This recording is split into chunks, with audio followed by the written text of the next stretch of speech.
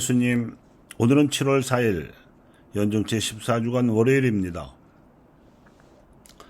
호세아 당시의 북이스라엘은 강대국으로 부상하던 북방의 아시리아와의 국제관계를 원만히 해보겠다고 그 나라의 우상숭배 풍조까지도 서슴없이 도입을 했는데, 이 결과 율법 정신이 느슨해져서 왕정은 부패했습니다.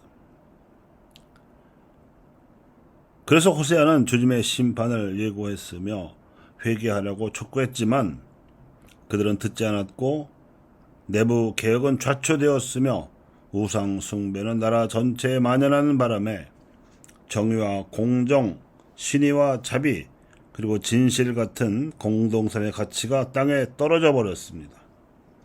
이렇게 해서 북이스라엘의 국력이 쇠퇴할 수밖에 없었으므로 아시리아가 침략하자 나라는 멸망당하고 말았습니다.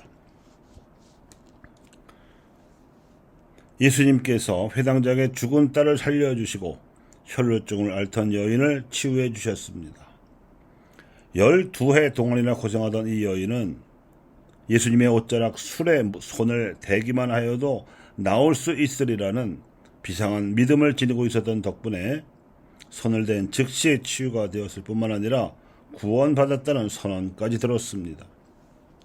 그런데 교부 아우구스티노는 예수님께서 찾아가셔서 다시 살리신 회당장에 따른 유다 민족을 상징하고, 예수님을 찾아와서 치유와 구원을 받은 여인은 이방 민족을 상징한다고 이 대목을 주회하였습니다. 4세기경 로마에서 활약한 아우구스티노는 1200년 전에 활약한 호세아 예언자가 전해준 이스라엘의 상황, 즉 최고선과 공동선이 무너져버린 사정이 400년 전인 예수님 당시에도 별로 달라지지 못했음을 감안하여 오늘 복음 말씀을 주해한 듯합니다.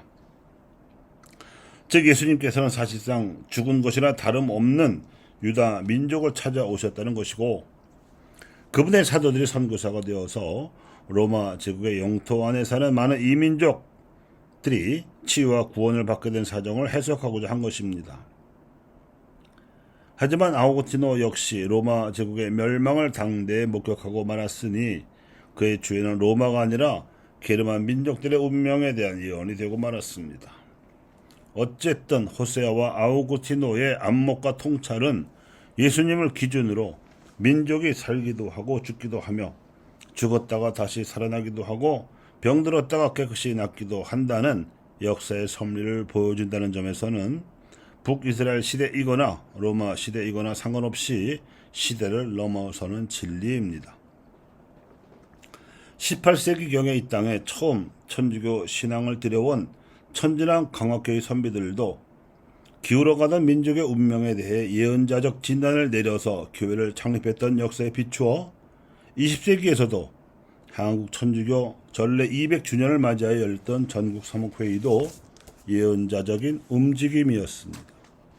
이 회의의 폐막 미사를 주관하신 성 요한 바오로 2세 교황께서는 이제 이 땅의 교회 현존 제3세기에 삶의 증거, 회개를 통한 화해, 그리고 사랑의 나눔이라는 새 항성으로 방위를 찾기 바랍니다 하고 축하를 해주셨습니다.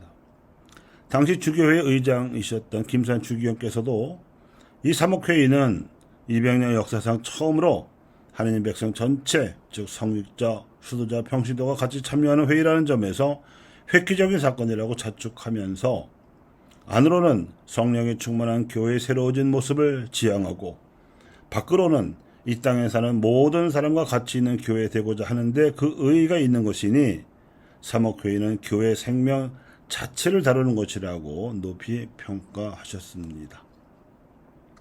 그리하여 이 회의에서 발간한 의안들이 선교 300년대를 지향하는 사목 향방 설정에 큰 길잡이가 될 것이라고 기대했지만, 막상 1995년에 출간된 한국 천주교 사목지침서에는 일부만 반영되었을 뿐 더 많고 커다란 제한사항들은 그대로 숙제로 남아 있었습니다.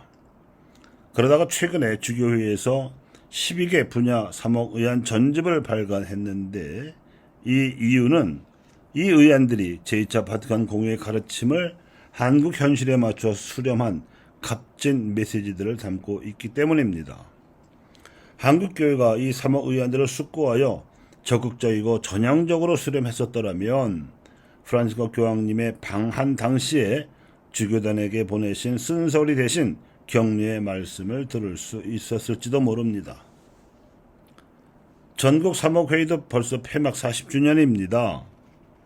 역사적 초유로 열렸던 이 사목회의가 시대를 뛰어넘어 주님의 영원한 오늘을 살아가는 우리 그리스도인들에게 전통의 지속적인 생명력을 불어넣어주고 주님께서 주시는 희망을 안고 내일을 오늘로 힘차게 살아가는 이 시대 그리스도교의 밑거름이 되기를 바랍니다. 이 의안은 선교 3세기를 이미 중반 정도 살아가고 있는 한국교회를 위해서 아직 유효한 예언적 메시지입니다. 특히 이 시대 그리스도인들이 그토록 바람하지 않는 한반도의 평화와 민족 복음화를 위해서도 더욱 그럴 것입니다. 왜냐하면 교황청에서 파악하고 있는 21세기, 더 나아가서는 그리스도교 전체 역사상 제3천년기에 있어서 한국교회의 역할은 아시아 복음화를 위한 향도이기 때문입니다. 이 섭리를 알아듣고 우리 교회가 이 예언적 메시지에 따라 교회를 쇄신하는 일이야말로 하나님께서 한반도 평화와 민족 복음화라는 선물을 주실 수 있는 봉헌이 될 것입니다. 교우 여러분, 죽은 소녀를 살리신 예수님께 대한 믿음이 필요합니다. 손을 대기만 해도 나으리라고 여겼던 여인의 믿음을 본받아야 합니다. 민족이 흥하거나 망하는 역사의 부침은 그저 이유 없이 되풀이되는 역사의 파도가 아니기 때문입니다.